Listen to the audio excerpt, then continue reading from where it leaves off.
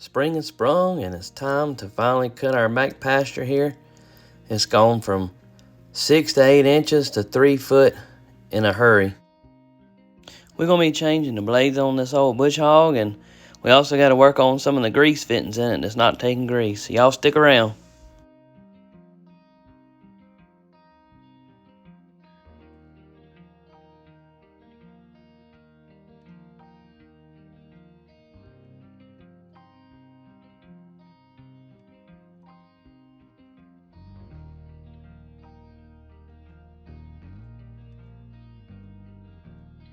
Alright guys, so I'm out here working on this Landpride RCR1260. This is a light duty bush hog that's made by Landpride, and my property's kind of rough. I only bought this because I got a good deal on it. I really need a heavy duty bush hog out here for my property, but the blades when I got this were pretty dull, and the guy that sold it to me sold it with an extra set of blades. And if you know anything about bush hogs, they're just aggravating to change the blades on it, especially by yourself. Well, I don't have anybody to help me today, so I'm going to attempt to change these by myself, and we're going to see how it goes. So I got the tractor, and I got the tractor using a heavy duty strap, and I have it leaning that way in hopes that it won't, if I put it all the way straight up, I got a couple of issues. I got the PTO shaft will dig into the ground. It's not quite short enough on that end. Sorry, I got a bee coming at me. So the PTO shaft is in the way, and then also if I put it up, my strap is so long that I would have to have my bucket way up in the air, and the bush hog could do like this. So I'm gonna leave it leaning back like that, where the weight of the bush hog is leaning that way, and then I'll put something up under there to kind of, I got a log or something here I can jam up in there in case it goes to fall. Hopefully I can shoot out from up under there. But it's kind of aggravating doing this by yourself because it has a carriage bolt on the underside. On the underside of the bush hog, it's flat, and then the nut is on top, and you have to roll the plate around to a specific hole on top to get your nut off. And then once you get that nut off, you gotta get you gotta actually reach down in there and get the nut, take the carriage bolt out on the other side. So I'm gonna have to reach around like this. If it was standing completely straight up, I could put the new blade and the bolt on there, and it would kind of hang on there while I got the nut on there, but it has to be on the top side. So that's kind of the predicaments that I'm dealing with on this. I have already sprayed this with some some penetrating oil, and I actually did it 6 or 7 months ago because I was planning on changing the blades in, but when I got around to doing it, I didn't have the right size socket. If you go out and buy a socket set that has multiple sockets in it, for some reason this particular socket that I need is not in this set. This particular brand of bush hog, like I said, is the Landpride bush hog. This is owned by Kubota, and this particular one, the nut size on it is 1 inch and 11/16, which is a fairly odd size. Most people I've talked to, most tractor implements and stuff like that don't use this size. Most use like 1 inch and 7/8, which is in that set of sockets. So I had to order this socket, an individual socket, and I really had planned on buying me a impact to use, but I hadn't got around to ordering it yet, and so I don't have it. So I'm using a breaker bar, and I'm hoping I'm gonna be able to get this off with this. But first, we got to get the wasp nest out from up under the bush hog.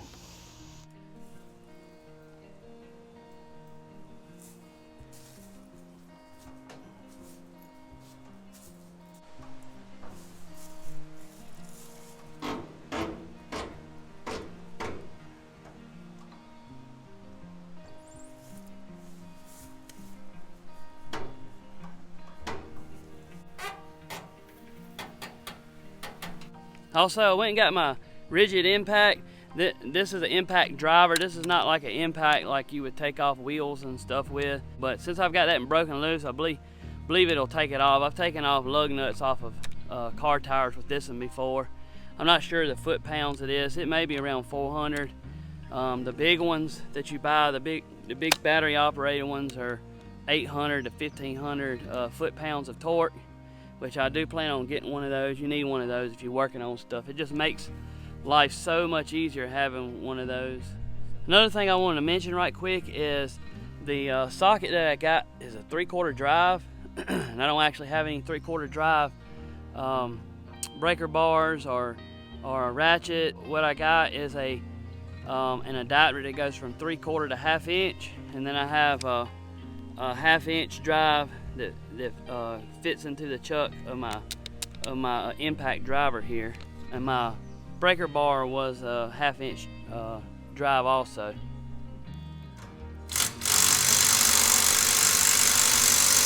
Take that off here.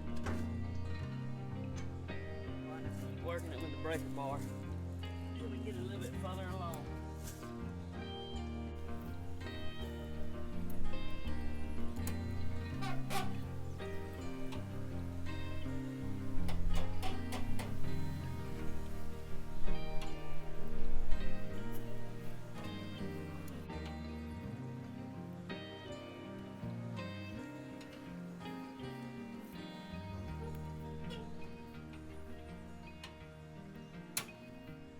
I think now we can get it with a impact.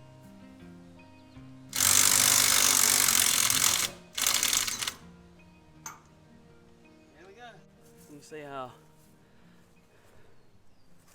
large that nut is there.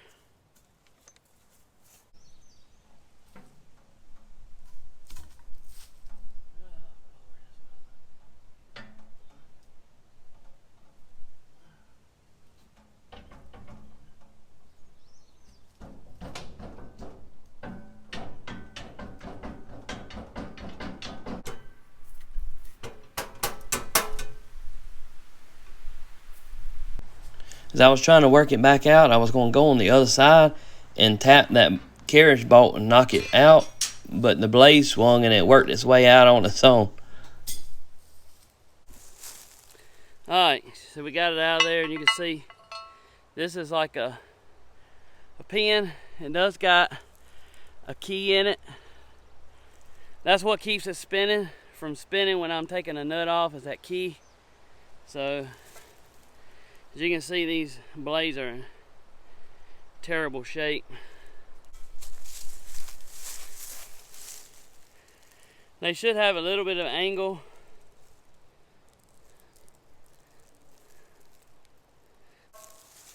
I don't know if you can tell.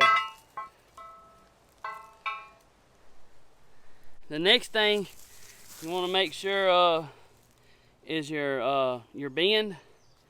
So your cutting blade like this should face up. That way it's flush on the bottom. This side right here, this long flat side, is what's going to go up. So it's going to hang it down like that.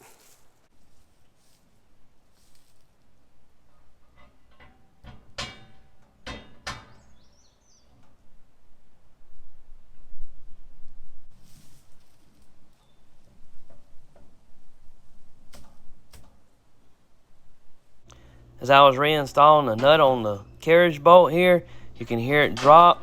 The bolt landed on this top plate right here, and it was so aggravating to find.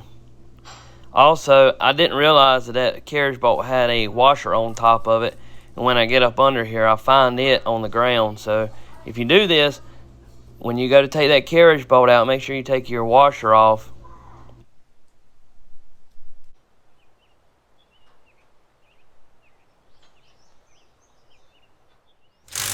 Now we just got to reinstall. It's just the reverse of what we did before.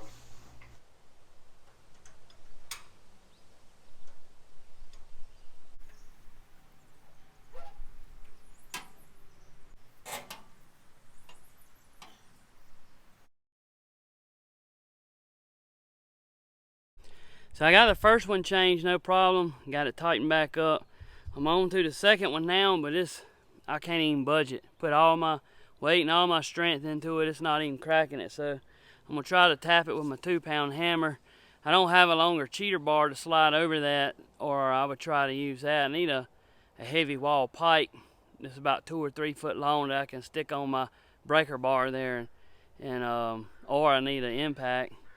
I need a big impact for that, but let's see if this works.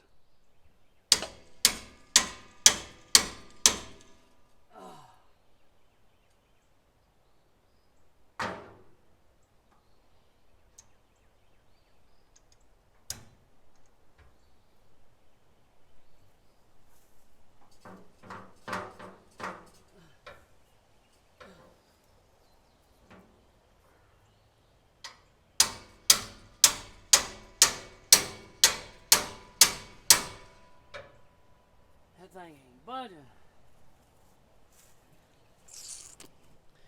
Well, it ain't budging. Not sure what exactly I'm gonna do about this second one. I got a buddy that's that works on, that has a remote truck. He works on 18-wheelers and bulldozers and such, so I may have to wait on him to swing by here and break these loose for me. He might have a big impact that we can use. I think he has a 1-inch impact, so I'm not sure what I'm gonna do about this now, unless he can come by here.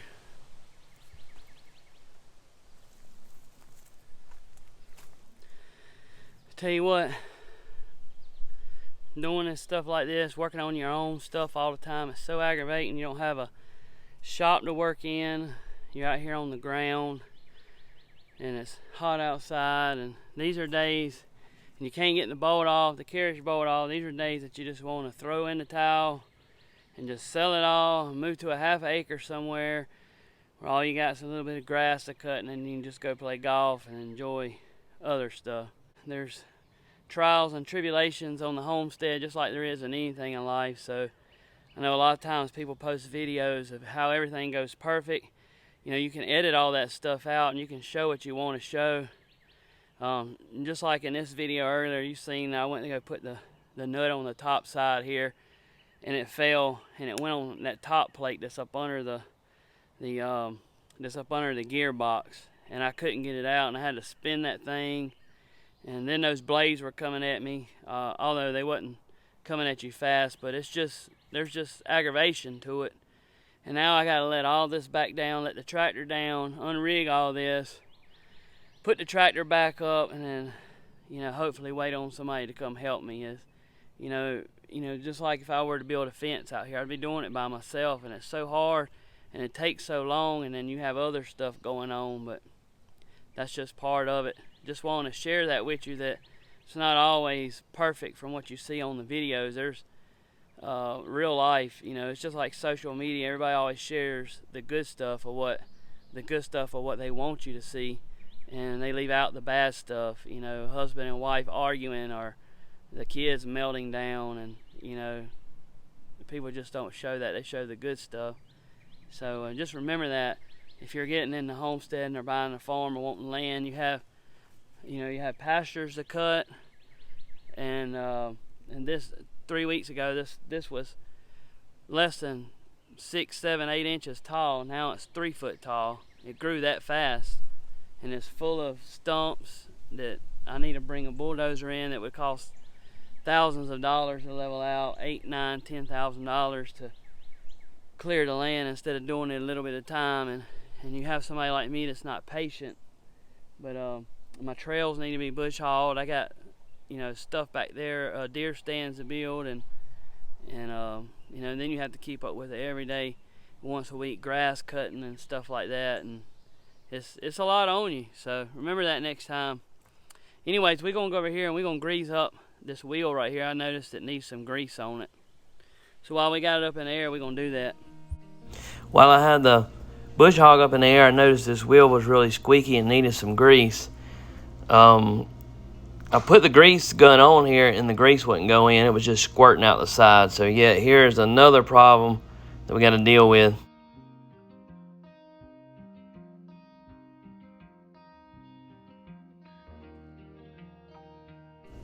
Now let's take this grease zerk off and find out why the grease is not going inside this bearing here.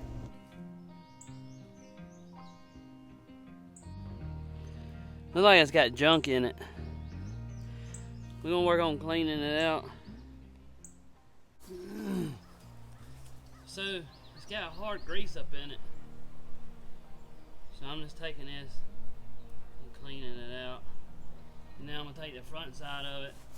This is just an old, this is actually a brad nail. Somewhere how it was in my, but you just wanna make sure that little ball at the front pushes in. Then what I'm gonna do is I'm gonna hook it to my grease gun.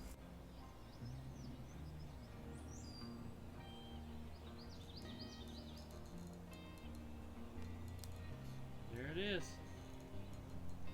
See it coming out the end there? Now I'm gonna clean, make sure the hole's good. There it goes. Alright. Wear that around some.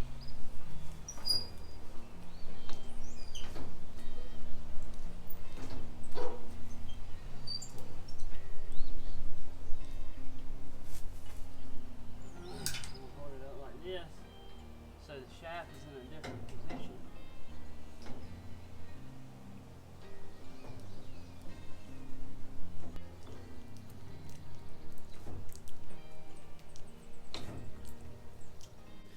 Well, this was an unfinished project. I got what I can done on this, and the rest of it's gonna have to wait until I can get somebody to come out here and help me. I mean, I could use the bush hog like it is. It's got one new blade and one blade that's, you know, all out of whack. But I don't know. I'm eventually just gonna have to buy me a new bush hog because this bush hog is all beat up. And like I said, it wasn't made to take the kind of abuse I've been putting it through. This is really made to just cut tall grass, no sticks, rocks, stumps. There's all kind of stuff in here that you can't see sometimes that you hit. But anyway, I appreciate y'all following along with us. Hope you liked this video today. If you did, hit that little subscribe button that's going to pop up right there below. Also, there's 2 videos that's going to pop up right here. Check out one of those videos if you like. I feel like there will be something you will be interested in as well. We'll see you next time on Earlybird's Farm, SC, where the SC stands for South Carolina.